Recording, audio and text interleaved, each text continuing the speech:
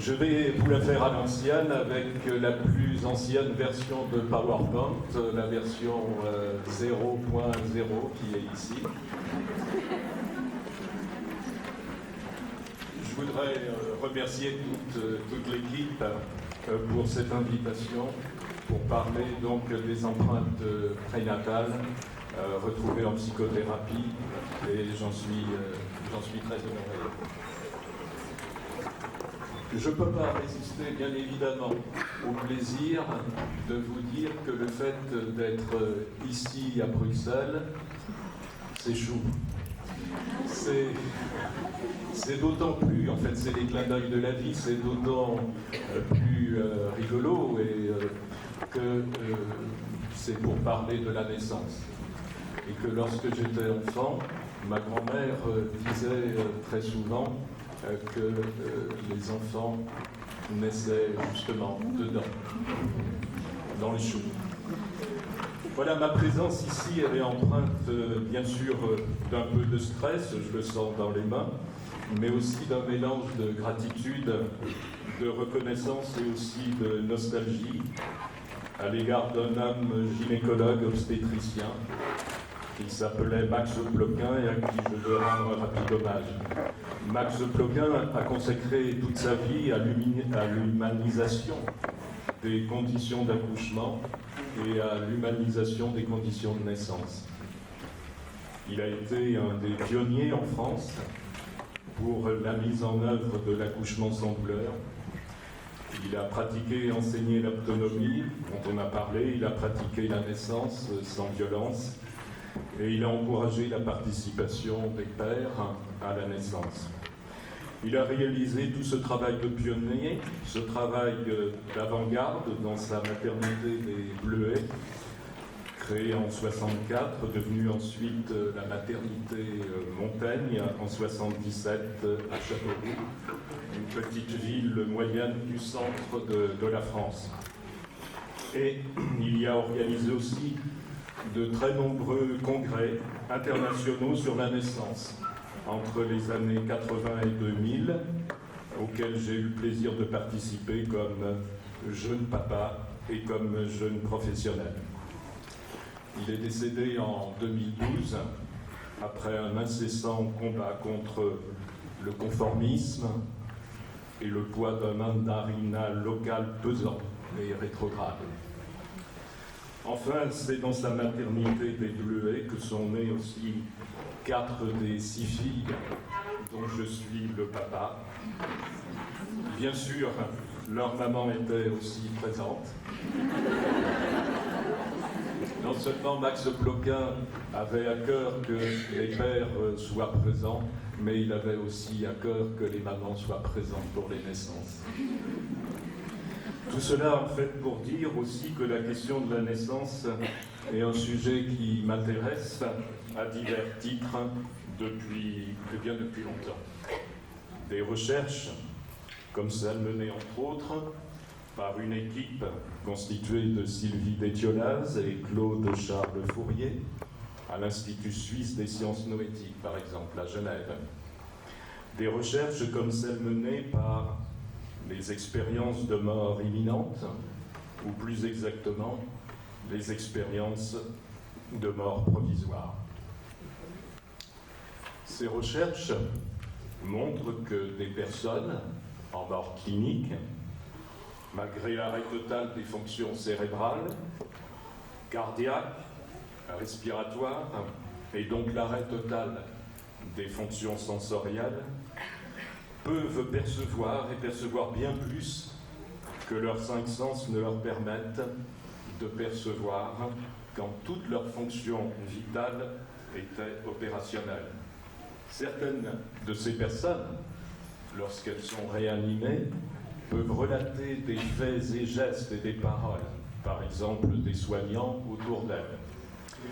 Plus étonnant encore, elles peuvent relater des événements qui se sont produits à distance dans d'autres pièces ou d'autres lieux pendant le temps de leur mort clinique. Alors cette vision ne considère plus cette conscience comme produite par le cerveau, puisqu'il est hors service, mais la considère comme indépendante et extérieure au corps physique et au système nerveux lui-même. Notre compréhension culturelle habituelle de la conscience, en fait, pourrait être en quelque sorte comme si nous pensions que le téléviseur est la source des programmes que nous regardons quand il n'en est que le récepteur. Alors pour décrire cette conscience particulière, indépendante de notre cerveau, le médecin, un médecin français, anesthésiste réanimateur, qui s'appelle Jean-Jacques Charbonnier, qui étudie les expériences de mort provisoire depuis de nombreuses années, a créé le concept de conscience extraneuronale pour la différencier de la conscience en lien avec notre cerveau, qu'il nomme conscience analytique cérébrale. Et c'est ce cadre conceptuel, issu des recherches et des études contemporaines, qui donne tout son sens aux observations et aux déductions empiriques faites à partir d'explorations menées en psychothérapie, donc à partir d'états de conscience non ordinaires. Ces observations mettent en évidence que l'histoire d'une grossesse, et surtout l'histoire d'une vie intra-utérine, ne se réduit pas à un processus de développement physiologique de deux cellules qui fusionnent leur capital génétique, mais qu'il s'agit aussi, dès le départ, de l'histoire d'un être de conscience en recherche d'amour et de liens affectifs. Le monde médical traditionnel, issu du matérialisme scientifique, commence tout juste à accéder au fait qu'à partir du 5e mois, un peu avant encore maintenant, le fœtus peut ressentir, percevoir et interagir, et que le bébé en train de naître n'est pas une chose neurovégétative, sans perception ni émotion, comme on a pu le voir tout au long de la journée.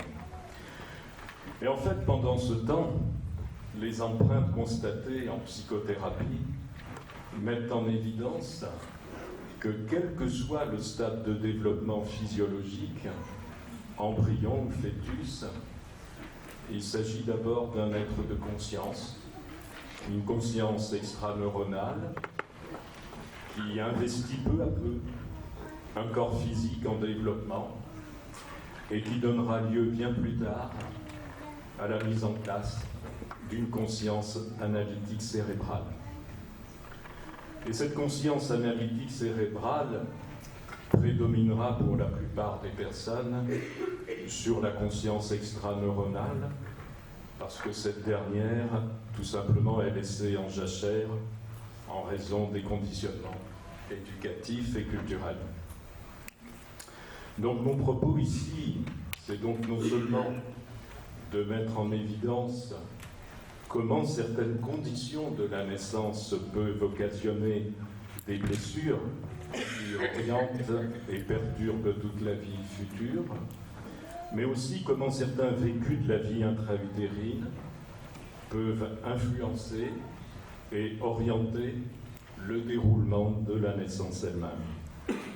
Et bien sûr aussi et surtout, faire des propositions pour que ces périodes fondatrices de toute la vie future puissent se vivre dans les meilleures conditions. Alors avant de présenter plus en détail ces empreintes prénatales que l'on peut retrouver dans le présent de nos souffrances, je voudrais dire quelques mots pour permettre la compréhension du processus thérapeutique par lequel j'ai pu identifier et observer ces empreintes prénatales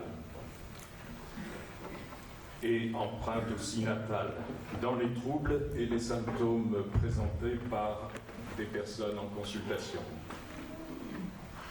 En fait, en état ordinaire de conscience, notre mémoire consciente bute sur la barrière de l'amnésie primaire, qui se trouve aux environs de l'âge de 2 ou 3 ans, ou bien bute encore sur une autre barrière mise en place par les refoulements des vécus traumatiques. Cette barrière peut se situer à des âges après beaucoup plus avancés, 5, 6, 7 ans ou plus. En fait, seuls des états non ordinaires de conscience permettent de traverser la barrière amnésique et permettent d'accéder à la mémoire non consciente des vécus de la naissance et des vécus de la vie intra-utérine. Le processus thérapeutique que j'utilise consiste à accompagner la personne en consultation dans un état de conscience non ordinaire qui est induit en fait tout simplement par une relaxation, état de conscience donc non ordinaire qui est favorable pour l'exploration de la mémoire non consciente afin d'identifier les vécus traumatiques passés en lien avec son problème présent. Alors que la plupart des personnes n'ont aucune idée préconçue ni des traumatismes en lien avec leurs problèmes, ni des périodes de leur vie passée qu'elles pourraient retrouver en lien avec leurs problèmes présents, des moments clés de toutes ces périodes de la vie intra-utérine et de la naissance reviennent très fréquemment et très régulièrement au cours des explorations faites par les personnes en état modifié de conscience. Donc ce sont ces moments clés de la vie intra-utérine et de la naissance, retrouvés par les personnes et identifiés par elles-mêmes.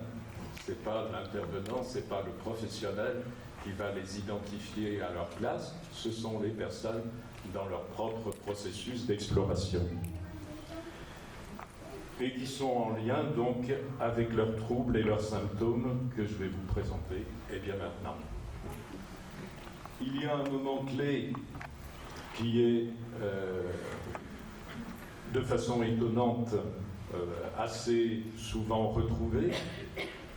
Je ne le développerai pas trop, vous pourrez le trouver dans ma version de PowerPoint ici. C'est le moment, alors non pas de la conception, mais de ce que j'appelle la relation sexuelle fécondatrice. Parce que c'est dans ce moment-là que se jouent aussi des choses très importantes au niveau des émotions et au niveau de la relation qu'il y a au sein du couple qui est en train d'avoir cette relation sexuelle. Mais, donc un moment, par contre, qui est très fréquemment retrouvé, c'est celui de la prise de conscience de la grossesse par la maman, avec les émotions qui en découlent et l'impact que cela entraîne sur ce que je vais appeler l'être embryon. J'ai accompagné beaucoup de personnes qui venaient consulter pour un manque de confiance en elles-mêmes, pour une impression diffuse de ne pas se sentir comme il faut. Et à partir de ce moment-là, en état donc modifié de conscience, elles se sont retrouvées bébés fœtus de quelques semaines, au moment justement de la prise de la conscience, de prise de conscience de la maman, qui découvre qu'elle est enceinte et qui ressent un grand désarroi, car ce n'était pas son projet, du moins conscient, d'avoir un enfant à ce moment-là de sa vie. Et ces personnes ont alors pris conscience que ces bébés fœtus qu'elles ont été s'étaient identifiés aux émotions de leur maman et s'étaient sentis en être la cause, avec cette empreinte profonde émotionnelle. Je déçois, je dérange, je ne suis pas comme il faut pour mériter d'être aimé. Je ne devrais pas exister. Il faut bien comprendre que, exactement comme les adultes et tous les enfants, après la naissance, nous avons tous besoin de nous sentir aimés. Nous avons tous, comme on l'a vu, besoin de nous sentir acceptés, appréciés, compris, reconnus. Eh bien, il en est exactement de même pour toute la période de vie intra-utérine depuis ses débuts. Donc, suivant les émotions de la maman qui prend conscience qu'elle est enceinte, il est très fréquent que le vécu de l'être embryon fœtus soit de ne pas se sentir attendu comme enfant. Ce qui peut générer une empreinte croyance comme, donc je le disais, je dérange, je ne devrais pas exister, je suis mauvais. Alors bien évidemment, le vécu du fœtus ou de l'embryon avec les empreintes croyances n'est pas organisé sous cette forme sémantique et syntaxique avec des mots, mais directement sous forme d'impression, émotion, on pourrait dire sous forme d'énergie émotionnelle.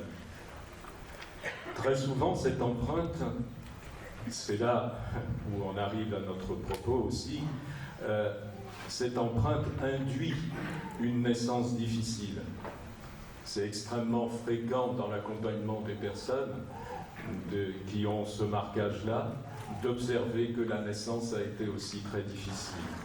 Comme si le bébé, en fait, redoutait la réalité qu'il allait rencontrer à l'extérieur.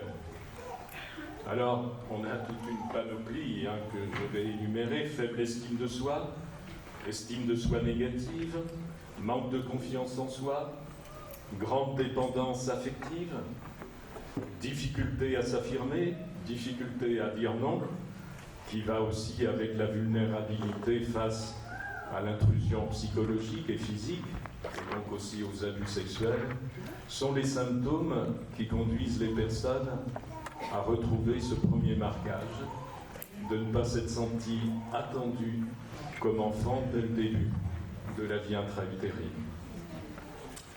Un autre vécu de l'être embryon fœtus face aux émotions de la maman, qui prend conscience qu'elle est enceinte, et souvent aussi de se sentir attendu pour l'autre sexe.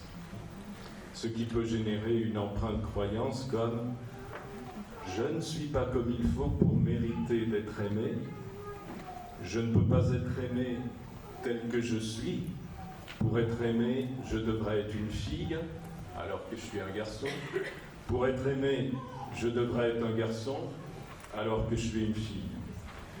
Cette empreinte, elle induit aussi souvent une naissance difficile, car d'une certaine façon, la confrontation au premier regard des parents est redoutée intuitivement par le bébé. Ils vont s'apercevoir que je ne suis pas vraiment comme il faut. Vous avez des symptômes comme ce qu'on appelle l'érotophobie, la peur de rougir, la peur de prendre la parole en public, sont souvent en lien avec ce moment-là de la confrontation au regard des parents.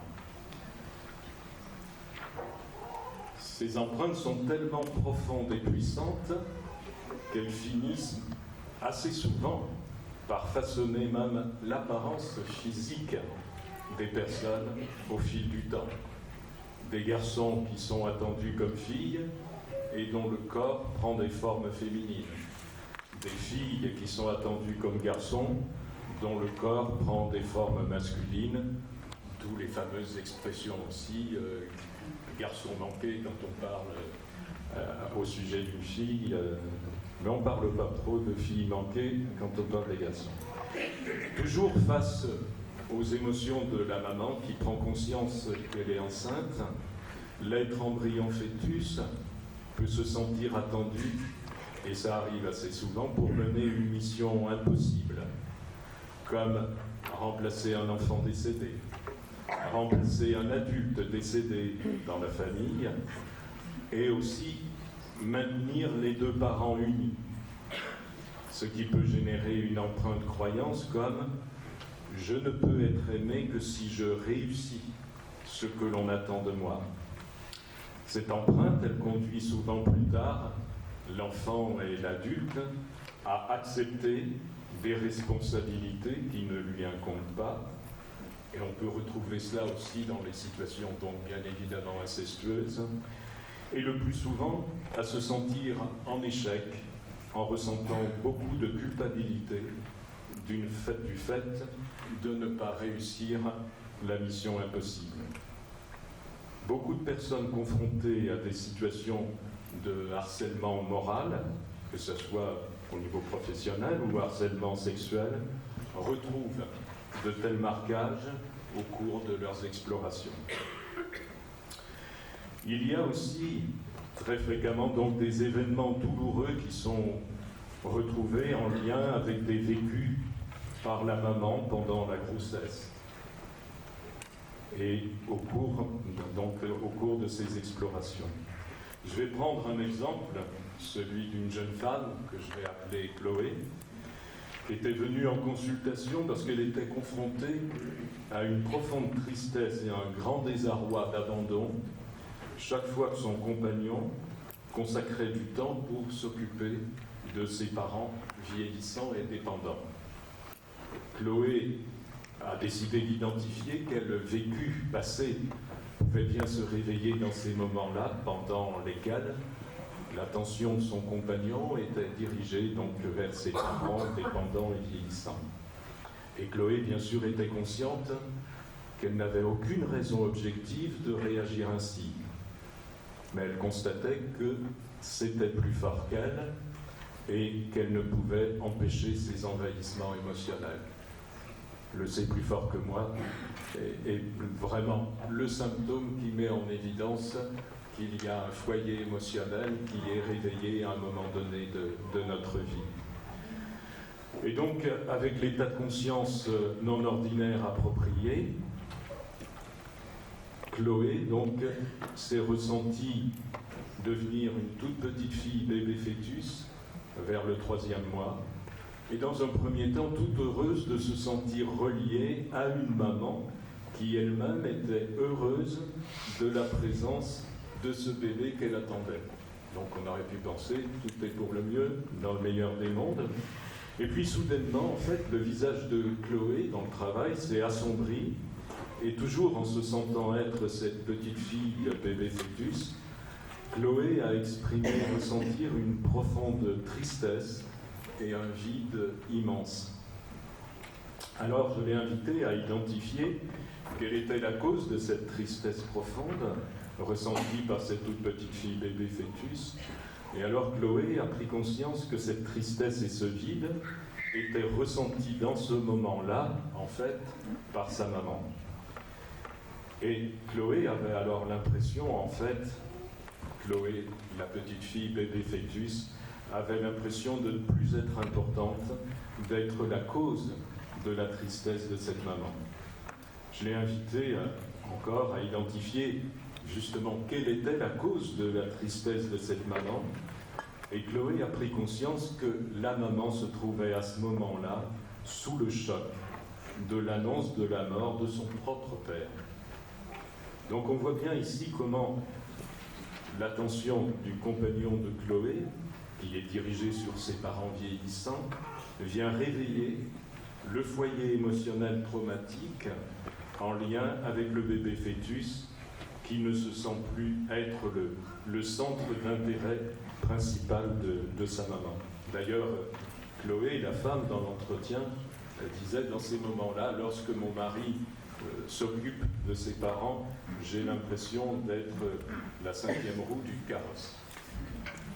Cet exemple, avec le vécu retrouvé par Chloé, permet d'envisager justement comment le bébé embryon ou fœtus peut s'imprégner des émotions choc de la maman et principalement se sentir en être la cause et s'identifier à ces émotions. Beaucoup de personnes aussi retrouvent aussi régulièrement des événements qui peuvent représenter un danger vital pour le bébé fœtus et la maman. Donc, toutes ces situations peuvent être des accidents, de la violence physique qui peut être exercée, dirigée sur la maman, des maladies et aussi certains examens intrusifs. À titre d'exemple, je peux vous donner le cas d'Adrien et sa peur panique des prises de sang. Adrien est âgé de 23 ans lorsque je le rencontre, et lorsqu'il vient me consulter pour sa peur panique des prises de sang et des piqûres, donc après la relaxation, guidé par sa peur des prises de sang, Adrien entreprend son voyage dans l'espace-temps de sa mémoire non consciente. Et il se retrouve fœtus aux environs de 5 mois.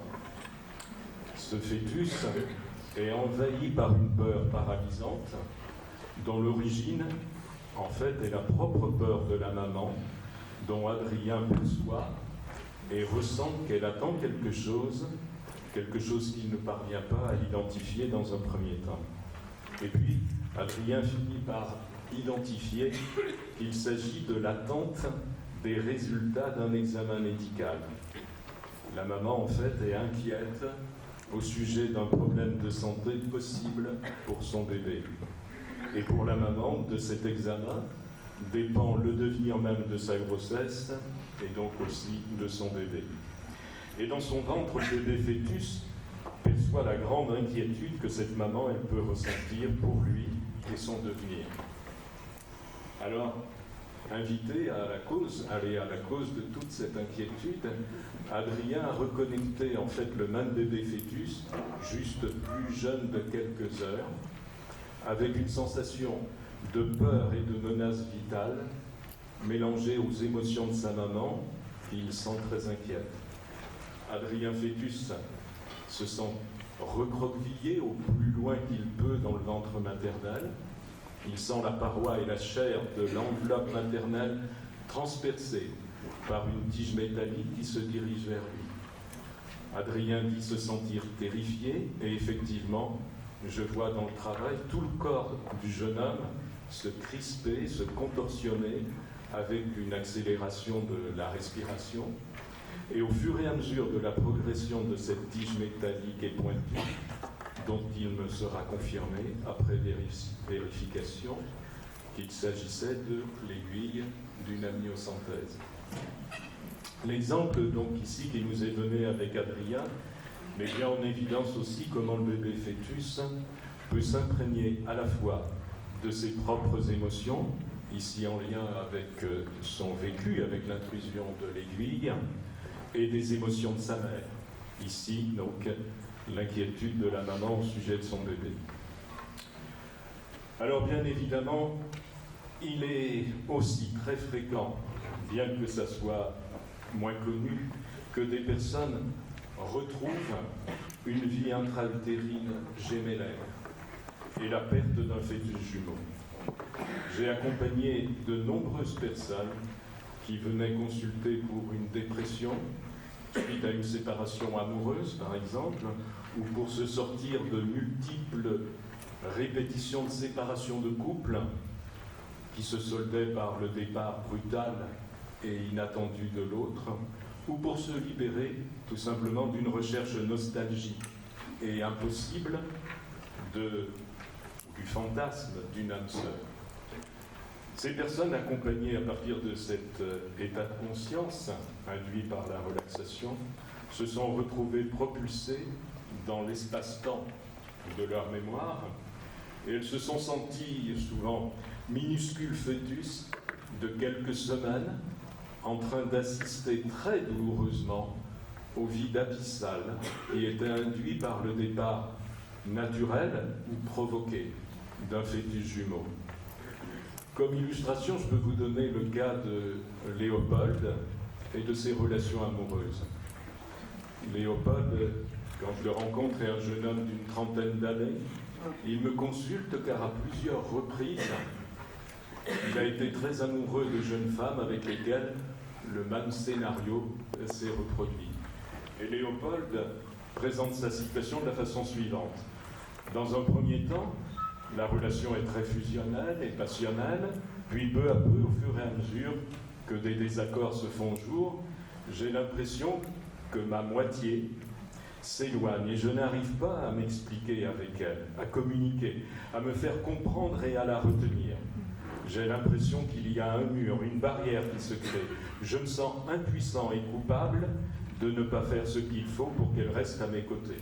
Et ça, c'est le discours de Léopold avant l'exploration. Il a déjà raconté toute l'histoire. Et donc, en état de conscience non ordinaire, Léopold se sent immédiatement à l'état de fœtus.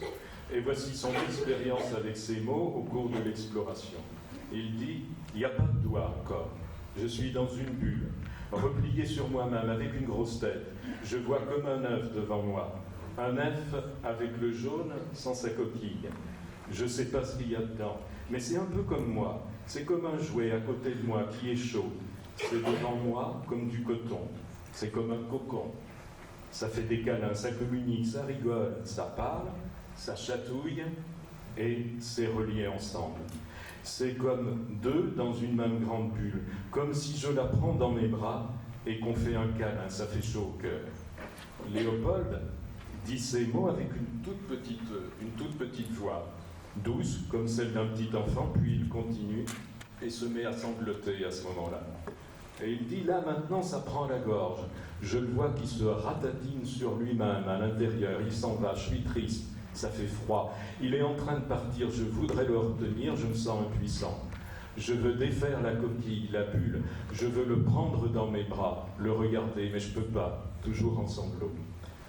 Et je lui dis, on se retrouvera, je le laisse partir, encore des gros sanglots. Je me sens très triste, je me sens comme si ma moitié n'était pas là, comme si une partie de moi était morte et qu'il faudrait que j'aille la chercher, la retrouver plus tard, après.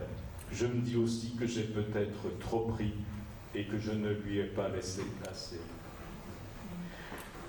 Les émotions qui sont ressenties par les personnes qui retrouvent ces vécus de la vie intra-utérine gémellaire avec la perte de l'embryon du fœtus jumeau sont toujours extrêmement fortes et douloureuses. Lorsque j'ai pu observer, on pourrait dire que la perte d'un fœtus jumeau au cours de la vie intra-utérine, c'est certainement un des traumatismes les plus importants, les plus douloureux qu'on puisse retrouver avec tous les traumatismes d'ordre sexuel qu'on peut rencontrer après dans la petite enfance. Les émotions ressenties donc sont très fortes, très douloureuses. Et les incidences de ce type de marquage dans la vie affective des personnes sont nombreuses et importantes. Confrontation à des séparations brutales, ruptures amoureuses répétées, dépression suite à une séparation, bien évidemment, TOC de vérification de placement, c'est-à-dire vérifier qu'une chose soit bien toujours à sa place. On en comprend évidemment la logique, et plus anecdotique, mais souvent pour beaucoup de personnes, tendance à acheter des vêtements ou d'autres choses, devinez, en double. Après, bien sûr, beaucoup de personnes retrouvent le moment de la naissance avec en fait 3 étapes essentielles.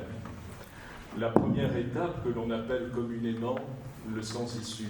Alors tout ce que l'on a vu ce matin, ça va vous permettre de comprendre. C'est l'étape au cours de laquelle le bébé fœtus est confronté aux pressions des contractions, alors que le col de l'utérus n'est pas encore ouvert, d'où le sens issu. Il est aussi souvent confronté à l'asphyxie provoquée du muscle utérin qui comprime les vaisseaux sanguins qui alimentent le cordon ombilical en oxygène. Et à ce moment-là, la peur de mourir peut être très forte et se transformer en panique. C'est toujours aussi des moments extrêmement douloureux lorsque les personnes retrouvent ce moment-là de la naissance, lorsqu'il a été traumatique. Voici l'exemple, par exemple, de Lucas et de ses crises de panique. Après plusieurs allées aux urgences, suite à des crises de panique, Lucas, qui a la trentaine, décide d'entreprendre un travail d'exploration pour identifier les causes de ces crises, dont le personnel soignant des urgences lui dit que, en fait, il s'agit de trucs qu'il a dans la tête. Au cours de ces crises, Lucas a l'impression qu'il va mourir, il se sent totalement oppressé au niveau de la poitrine, il a du mal à respirer, il transpire, son rythme cardiaque est nettement au-dessus de son rythme habituel. Et très vite, dans le travail d'exploration, Lucas se sent bébé dans le ventre maternel, il se sent inquiet, comme si une tempête monstrueuse allait survenir. Puis Lucas, comme bébé, se sent écrasé, Il sent des pressions sur sa tête. On a vu la pression au centimètre carré que ça représente les contractions utérines. Ses membres sont comme paralysés. Il étouffe. Il a l'impression qu'il va mourir. Et sa tête n'arrête pas de cogner et d'être écrasée contre un mur qui ne veut pas s'ouvrir. C'est ses paroles. Lucas, le jeune homme en consultation, je le vois recroquevillé en position fétale.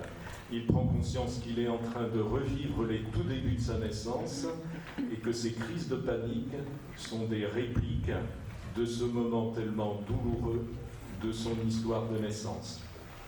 Alors là, beaucoup de symptômes tels que les claustrophobies, les peurs paniques de la mort, la peur panique des araignées. Vous pourriez peut-être vous demander pourquoi les araignées. Tout simplement parce que les araignées, elles étouffent leur proie dans leur toile et que inconsciemment, l'inconscient associe ce que fait l'araignée à ce qu'il a vécu dans ce moment-là de sa naissance. Les crises d'angoisse, les crises de panique, tous ces symptômes-là avec lesquels les patients viennent conduisent ces personnes en consultation à retrouver cette première étape de la naissance qui, pour beaucoup, constitue une épreuve extrêmement violente et douloureuse. D'autres retrouvent la deuxième étape qui correspond à l'engagement dans la filière pelvienne. Le bébé s'engage dans le canal pelvien et parfois, comme on l'a vu, il se retrouve coincé, soit retenu par le cordon ombilical, qui peut aussi l'étrangler, on l'a vu, soit par le bassin trop étroit de la maman.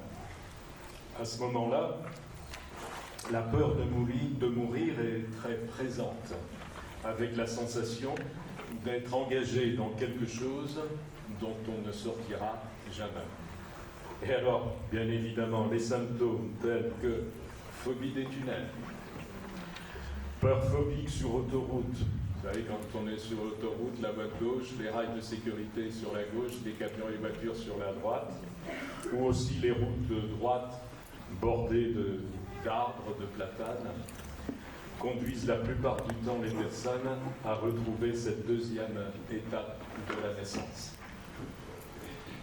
D'autres encore retrouvent la troisième étape et la dernière étape de la naissance avec la sortie et l'arrivée soudaine dans le vide et la rencontre avec le monde extérieur.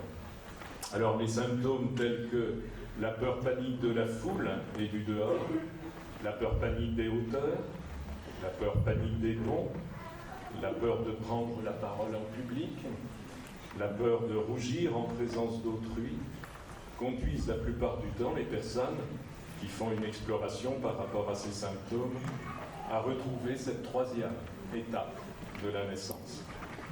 Alors il est fréquent aussi de retrouver des traces de certaines interventions, comme on l'a vu au moment de la naissance, comme les césariennes, le recours aux forceps et aux ventouses.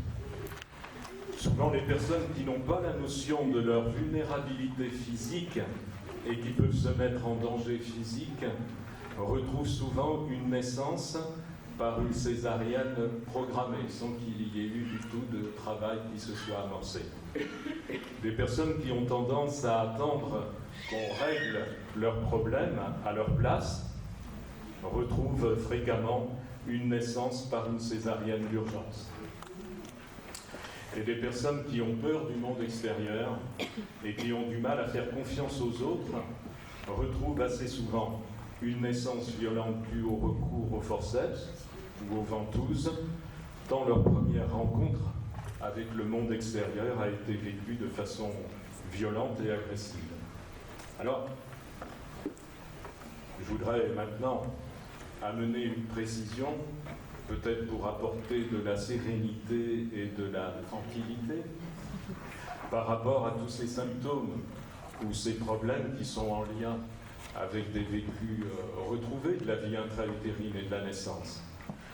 Je tiens bien à préciser que si on peut affirmer que tel ou tel symptôme est en lien avec tel ou tel vécu traumatique de la vie intra-utérine ou de la naissance, en aucun cas on ne peut établir que tel ou tel événement au cours de la vie intra-utérine ou de la naissance sera vécu de façon traumatique et engendrera automatiquement tel ou tel symptôme. Donc, vous pouvez vous détendre. Il y a un philosophe grec qui s'appelait Épictète et qui disait « Ce ne sont pas les événements qui affectent l'âme, mais le sens que l'âme leur donne. » Et c'est bien là où est la clé et où sont les possibilités d'un travail thérapeutique. Sinon, ça serait foutu, on n'aurait aucune raison d'exister. Donc il en va manifestement de même pour toute la vie intra-utérine et la naissance. Les traumatismes ne dépendent pas uniquement de la nature des événements que l'on peut vivre, mais dépendent aussi et surtout de la façon subjective dont on les vit. Donc si on prend par exemple un TOC comme celui de la vérification des fermetures et des portes et des fenêtres le soir avec la crainte d'une intrusion. Si on fait une exploration, souvent ce TOC est souvent en lien avec un vécu traumatique de naissance par césarienne, mais qui peut être après un vécu traumatique d'une autre intrusion, qui peut être une intrusion sexuelle. Et souvent, on peut avoir un démarrage comme ça, parce que c'est un premier marquage qui appelle l'autre intrusion après. Donc tout va dépendre du vécu subjectif du bébé et de la communication, ou plutôt de l'absence de communication entre la maman et son bébé, ou entre le personnel médical et le bébé au cours de cette intervention. Alors vous allez me dire quoi faire? Eh bien, quels antidotes face aux événements dont on pourrait dire qu'ils sont à potentiel traumatisant? En fait, au cours de l'accompagnement de toutes ces personnes en psychothérapie, j'ai constaté que les inviter à parler à l'enfant fœtus qu'elles étaient, ce que j'appelle l'enfant fœtus gigogne en elle, en référence aux emboîtements des poupées gigognes, j'ai constaté que cela était profondément thérapeutique. Donner à cet enfant fœtus gigogne, certes virtuel, mais bien présent chez les personnes, les informations nécessaires pour comprendre les véritables motifs des émotions de la maman. Dire à cet enfant fœtus qu'il n'est pas directement concerné en tant qu'être par les émotions de sa maman auxquelles il avait pu s'identifier. Donc dire tout cela est profondément thérapeutique. Et c'est à partir de cela que j'ai posé l'hypothèse que parler au bébé, cette fois bien réel, pendant la vie intra-utérine, lui serait bénéfique, pour lui éviter de s'identifier aux émotions de sa maman et éviter des marquages comme le « je ne suis pas comme il faut ».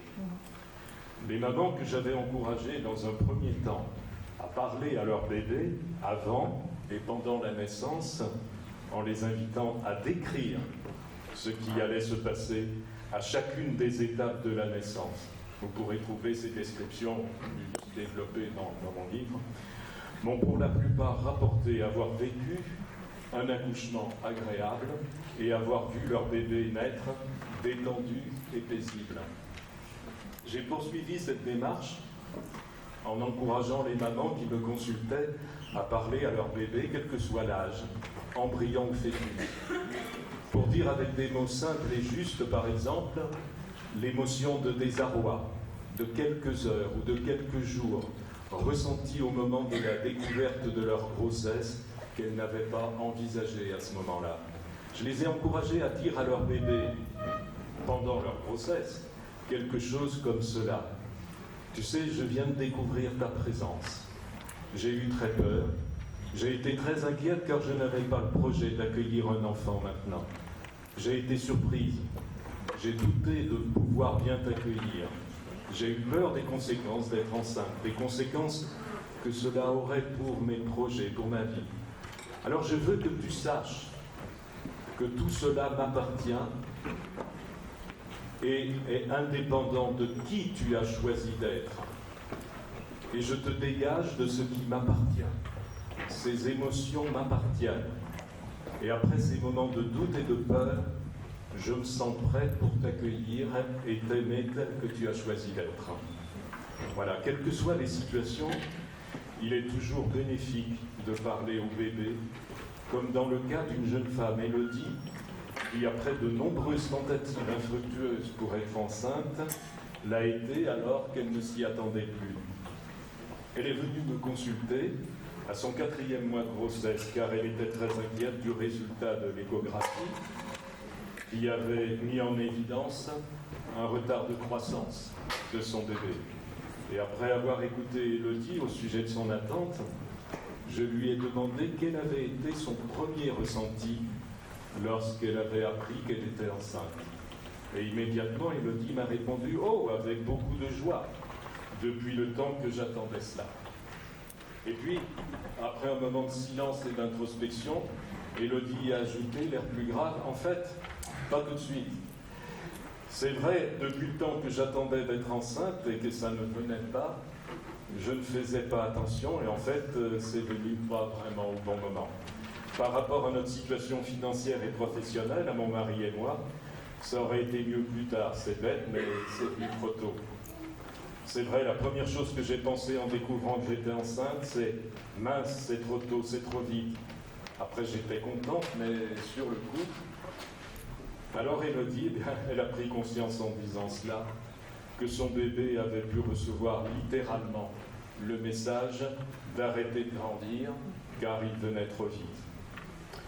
Elle a pu lui parler pour le dégager de l'influence de cette émotion de quelques instants, quand elle avait découvert qu'elle était enceinte, émotion que son bébé avait profondément ressentie. Et quelques semaines plus tard, les nouveaux examens constataient un retour à un développement normal. Alors, pour terminer, donc, quelle est la clé? Il est donc inutile de se culpabiliser d'avoir fait ou de ne pas avoir fait telle ou telle chose, de ressentir telle ou telle émotion, d'avoir telle ou telle pensée, de vivre tel ou tel événement pendant la grossesse. Aucune femme enceinte, et d'ailleurs pas enceinte aussi, n'a de pouvoir total sur les aléas des événements de la vie, de sa grossesse et de son accouchement, ni même sur ses émotions à tel ou tel moment de sa grossesse. Mais elle a juste le pouvoir à chaque instant de parler à son bébé pour lui permettre de comprendre à quoi il est confronté et lui permettre de ne pas s'identifier aux émotions de sa maman. Quelles que soient les émotions de la maman, c'est pas ça le problème. C'est juste que le bébé puisse en fait comprendre pour ne pas s'identifier aux émotions de sa maman et surtout de ne pas se vivre comme s'il en était la cause. Alors bien sûr, de nouveau, envisager de parler à son bébé embryon fœtus s'il a à peine quelques semaines peut paraître encore une fois aussi absurde que d'envisager d'avoir des souvenirs des tout débuts de la vie intra-utérine, alors que le système nerveux n'est même pas encore en formation. Il faut donc se rappeler une nouvelle fois que le bébé embryon fœtus est un être de conscience et d'hypersensibilité aux énergies émotionnelles. Ce que le bébé embryon fœtus va comprendre, ce ne sont pas le sens des mots qui seront dits par la maman ou par une autre personne. Ce qu'il va comprendre et recevoir, c'est l'énergie émotionnelle qui est structurée et organisée grâce à la mise en mots faite par la maman. C'est ce que Françoise Dolto, justement, proposait aux mamans de faire avec leurs nouveau-nés dans les années 60, au sein des maisons vertes. C'était à l'époque déjà bien révolutionnaire que d'envisager de parler à des nouveau-nés, et pourtant, on pouvait en mesurer les effets très positifs sur ces bébés nouveau-nés. Enfin, voilà, avant de terminer, j'entends peut-être certaines, ou certains, me dire dans leurs pensées, et le père dans tout ça? Il est où? Il est où, papa? Dis, papa, où t'es? Bien sûr que le papa est très important. Ses émotions, ses attentes, son interaction avec la maman, sa présence, son absence, ses peurs. Il est tout autant important pour le papa de parler aussi à son bébé, comme je viens de le présenter, au sujet de la maman. Et c'est pas moi qui vais vous dire le contraire, bien évidemment.